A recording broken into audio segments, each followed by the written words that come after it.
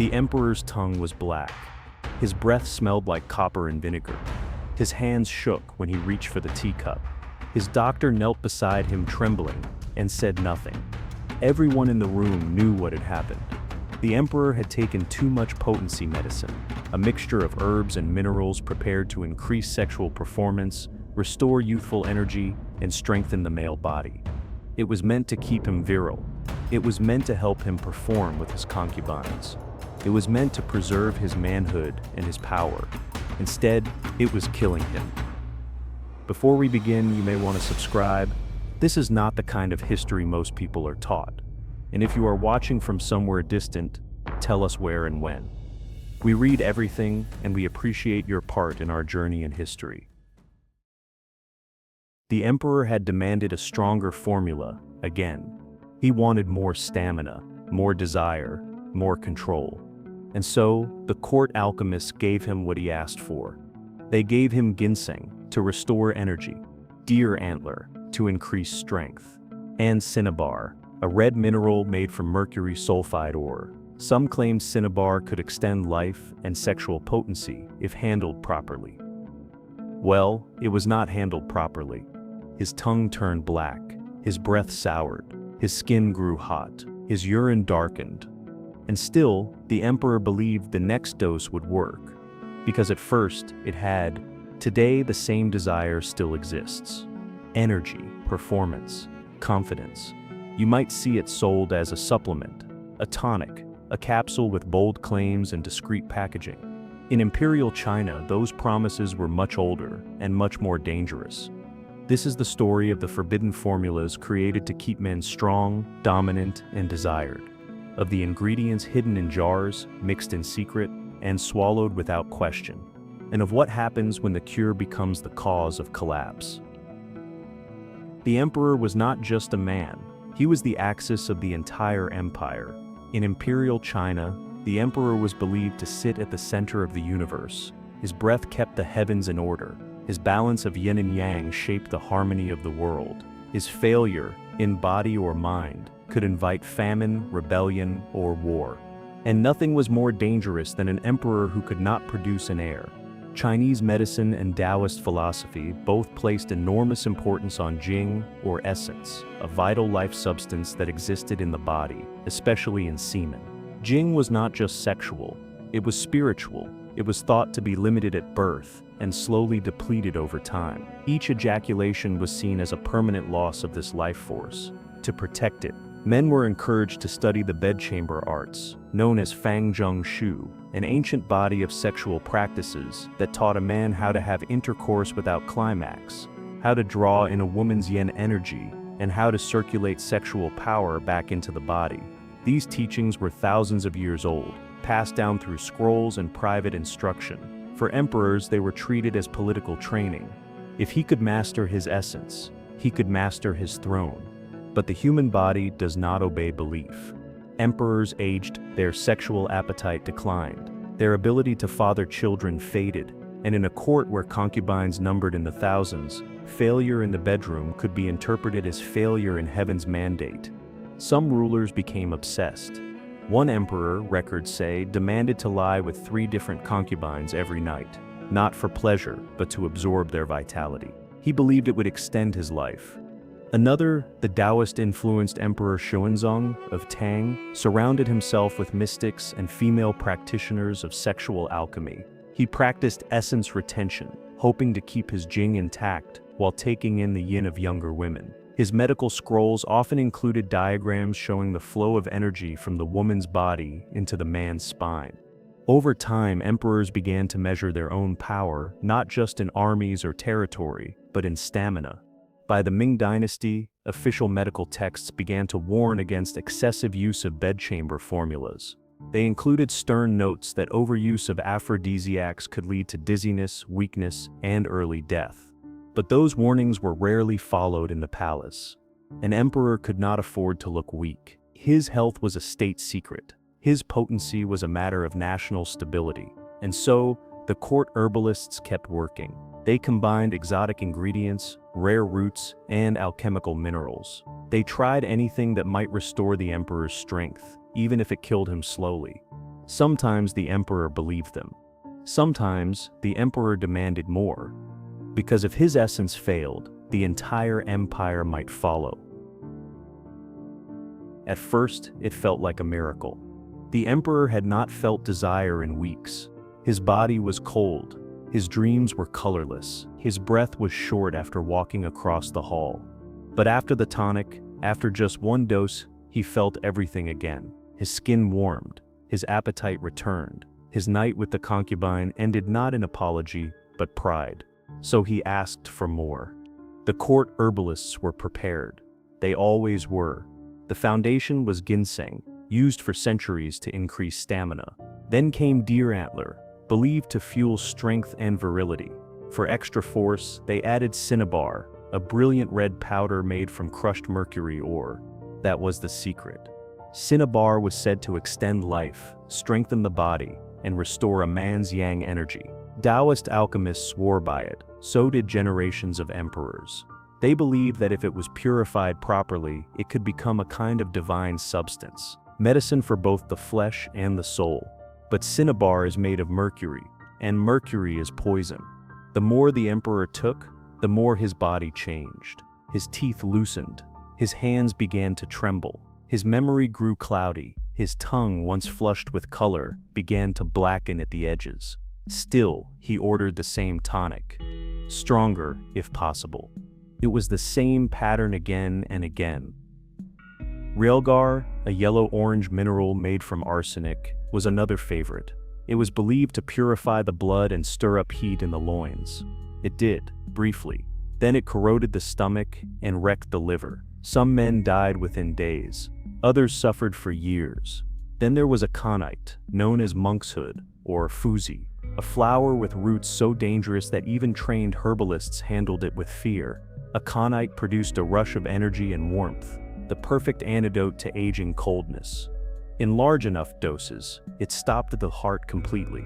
Yet the men who took these tonics rarely stopped, because for a time, a very short time, they worked. The emperor would rise earlier, he would walk longer, he would take a concubine to his chambers and feel for a moment like the son of heaven again. That feeling was enough to erase the warnings, or to silence them. Some formulas added exotic elements, dried tiger penis, bear gall, or centipede powder, ground into tea. Others used human placenta, bat feces, or the dried tendons of oxen. Each was said to bring strength, speed, or longevity. Most of them simply stressed the body into overactivity, the same way modern stimulants do. But in a world where no man could show weakness, least of all an emperor, these substances offered more than medicine. They offered performance, control, proof. And for that, men were willing to risk anything, even when their gums turned gray, even when their minds slipped, even when the poison took hold. Because in the beginning, always in the beginning, the medicine worked. The alchemist's name was Jin. He was not the most senior in the court, not the most learned, but he was clever and he was fast. And he understood one thing better than the rest. The emperor did not want medicine. He wanted results. The emperor, a man in his early 40s, had begun to lose face. He had recently failed to produce an heir with a favored concubine. The court was whispering. His ministers grew bolder. A foreign envoy had asked, through a eunuch, whether his majesty was ill. That question alone nearly cost the envoy his tongue. The emperor summoned Jin privately. He spoke plainly. "You will give me something that works tonight, or I will appoint another man in your place tomorrow." Jin bowed so low his forehead touched the stone. He already had something prepared. The mixture was bitter, almost gritty. It contained ginseng and deer antler, yes. But Jin had also added powdered realgar, arsenic sulfide, for fire, and a trace of refined aconite, to send heat down the spine. He called it the dragon method. That night, the emperor took the tonic. And that night, he called for a concubine who had not been summoned in months. Her name was Mei. Mei was clever. She had learned early on that beauty was not enough. She studied herbs. She watched what was served at the banquet. She learned to smell which doctor had prepared a powder just by the scent left on the cup. When she entered the emperor's chamber that evening, she knew something was different. His face was flushed, his eyes were glassy, his voice loud, almost unsteady. He gripped her wrist harder than usual. By morning, she was bruised and silent. But he was smiling. The court noticed the change immediately. The emperor stood straighter. He laughed at counsel. He requested a falcon hunt. Jin was summoned again, not to be punished, but to be rewarded. The tonic became routine. Twice a week, then every other night. Jin adjusted the formula, increased the dose. May began to fall ill. Nausea, headaches, spasms in her legs. She was given her own mixture by palace doctors, something to calm the nerves. It did not help. She tried to request release, but it was denied. Then one evening, the emperor collapsed during a festival. He recovered by morning, but something had changed. His eyes darted strangely. His hands trembled. He began forgetting names, sometimes even hers. May knew what it meant. She had seen it once before, in a previous ruler who died screaming from mercury poisoning. She was only a girl then, but she remembered the way his skin turned ashen and how he begged for water he could not swallow. So May made a decision. She found a small dried seed hidden in the bottom of a storage jar. It was called gelsemium, known to herbalists as heartbreak grass. Tasteless, colorless, and fatal in the right amount. She dissolved it into the next prepared tonic. Not enough to kill, just enough to frighten, to shake his confidence in the medicine, to stop the cycle. When the emperor took the next dose, his body seized, he vomited. His vision blurred.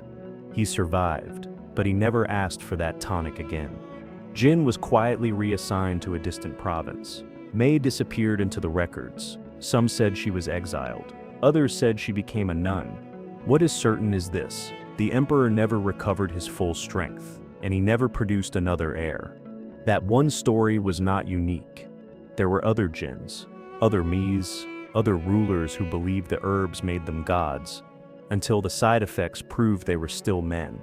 But the next emperor would try again, and the next after him. And every time the mixture began the same way, with heat, with promise, and with silence. The Forbidden City was built to keep the outside world out. Its walls were 40 feet high. Its guards were armed. Its gates sealed by ritual. Every item that passed through the palace was inspected, recorded, and cleared by imperial decree. And yet, the most dangerous substances in the empire flowed through it like wine. Not through merchants, not through doctors, but through eunuchs. In theory, eunuchs were the emperor's servants, loyal, castrated men entrusted with inner palace duties, especially around the concubines. They had no families, no legacy, no future. That was supposed to make them safe. In practice, eunuchs were power brokers. By the Ming dynasty, some eunuchs controlled entire palace departments: food, textiles, gifts, medical storage. And that meant they controlled access to what the emperor consumed, including the medicines he was told to avoid. It began with whispers, then side payments, then regular shipments hidden inside porcelain vases, scroll cases, and tea jars. Some of the substances had already been banned by court physicians. Aconite, too unstable. Realgar, too corrosive. Cinnabar, too deadly. But the emperor wanted results, not warnings. And so eunuchs delivered. One eunuch in the Yongle emperor's court, his name erased from most records, allegedly arranged for 40 pounds of cinnabar to be brought into the palace in a single year. Another oversaw a smuggling ring that brought in tiger bones and human placenta, mislabeled as bath powders. These underground networks extended beyond Beijing. Rare herbs were shipped from southern provinces, sometimes harvested illegally by peasants and monks. Some came from across borders. Korean ginseng, Vietnamese scorpions, even dried parts of animals hunted in Southeast Asia. The trade was lucrative, dangerous, and mostly invisible, because no one wanted to admit how desperate the palace had become. In 1467, a quiet scandal shook the court. An entire household of imperial servants, including one young concubine, was found dead after drinking a falsified aphrodisiac. The tonic had been laced with high-dose aconite. It was meant for a high official, but had been mislabeled and shared among the staff. The deaths were written off as food contamination, No arrests were made. The eunuch in charge was transferred, not punished. The emperor never spoke of it publicly, but within weeks, he requested that his personal tonic be made stronger. There was no turning back. By the late Ming period, palace medical records show dozens of substances entering the court that had no official approval. Cleansing powders, spirit teas, essence restorers. Most were variants of old formulas, laced with banned ingredients. And as the emperors aged, the orders increased. Herbs to stimulate, herbs to slipe, herbs to stop the tremors. Then more herbs to revive the manhood that had just been quieted. The doctors could not stop it. The ministers dared not. And the eunuchs? They just supplied what was demanded and took their payment in silence.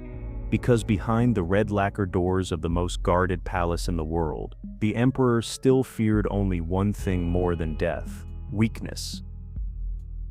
Most history books call them concubines. That word sounds distant, like a title. But inside the palace, they were something closer to controlled assets. Some were favored, some were ignored. All of them were bound by rules they did not write. And many were used not just for the emperor's pleasure, but for his medicine. Palace records from the Tang through Ming dynasties show that many sexual regimens prescribed to the emperor included specific instructions on which type of woman to select for intercourse. One manual advised using the essence of a girl no older than 15. Another insisted on a sequence of 5 women, youngest to oldest, to balance the qi. Some regimens required that the woman be a virgin. Others required that she be pregnant. None of these rules were about the women themselves. They were about the emperor's body, how to absorb yin, and how to nourish yang. The women were part of the formula. Some were asked, or ordered, to participate in extended rituals. A few had to collect their own bodily fluids, saliva, menstrual blood, or vaginal secretions, to be mixed into the emperor's medicines. Others were instructed to withhold orgasm because it was believed that a man's potency increased when the woman remained unspent. In private quarters, the concubines were expected to follow these instructions precisely. If the emperor's health worsened, suspicion often fell on the women first.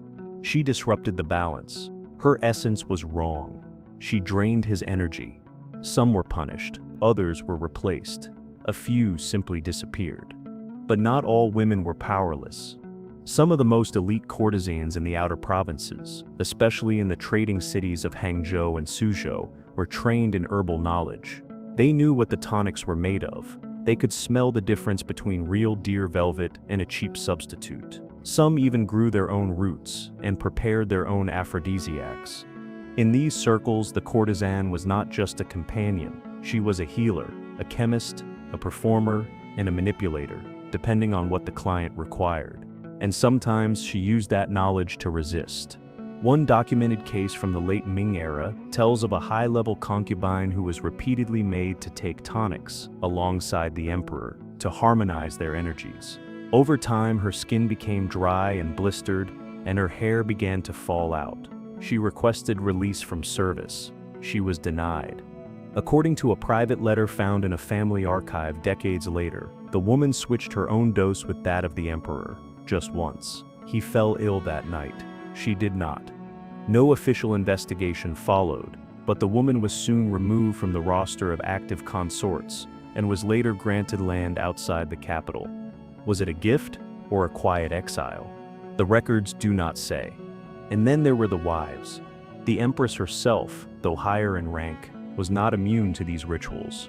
In some courts, she was expected to lead by example, to show her loyalty to her husband's health by taking the same medicine, even when that medicine included mercury, even when it caused tremors, even when it shortened her life. Because an empress who objected to her husband's strength was seen as a danger to the dynasty. By the end of the Ming dynasty, private medical journals written by palace women speak plainly of fatigue, nausea, hair loss, and miscarriages linked to these formulas. They called it serving the dragon body. They were not always proud. They were not always silent. Some knew exactly what they were being asked to swallow, and some began to ask, very quietly, what would happen if the emperor simply stopped taking the herbs. But he never did. They opened the tomb in silence. It was the burial chamber of a minor Ming dynasty prince. The site had been undisturbed for centuries. The air inside was still and metallic. Among the usual items, carved jade, lacquered wood, fragments of silk, the archaeologists found something strange, a small bronze container, sealed tightly with wax. Inside there was a red powder. Testing confirmed what the experts suspected: cinnabar, mercury sulfide, poison. There was enough in that jar to kill a dozen men. This was not an isolated find. Over the past 40 years, Chinese archaeologists and medical historians have uncovered dozens of imperial remains with abnormal concentrations of heavy metals, especially mercury and arsenic, in the bones, teeth, and hair of elite individuals. In some cases, the levels were so high they could only have come from chronic, long-term ingestion. In others, traces of herbs and animal products were preserved in dried residue. Scorpions, ground and compressed into pellets, tiger bone shavings, mixed with camphor, even traces of human placenta, found alongside preserved ginseng roots. These findings confirmed what court records had hinted for centuries, that the emperor's body was not a temple. It was a laboratory, a place where fear of aging justified the use of anything that offered a spark of strength, even if that spark came from poison. And the practice did not end with the fall of the Ming. Many of these substances remained in use, in traditional Chinese medicine shops, in rural apothecaries, and later in commercial wellness products. Cinnabar was still used in some calming pills well into the 20th century. Aconite continues to be sold today, under strict processing guidelines, but remains lethal if improperly prepared. Deer antler, cordyceps, and even powdered animal genitals are still marketed in parts of Asia as sexual performance enhancers.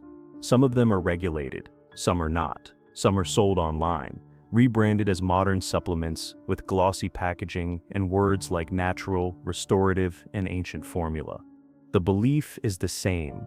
That masculinity can be bottled. That aging can be delayed. That confidence can be consumed. In Imperial China, those beliefs were backed by a crown, a court, and the threat of execution. Today, they are backed by advertising budgets and search engine optimization. But the desire, the fear, the desperation to perform has never really left. And for some, neither have the herbs.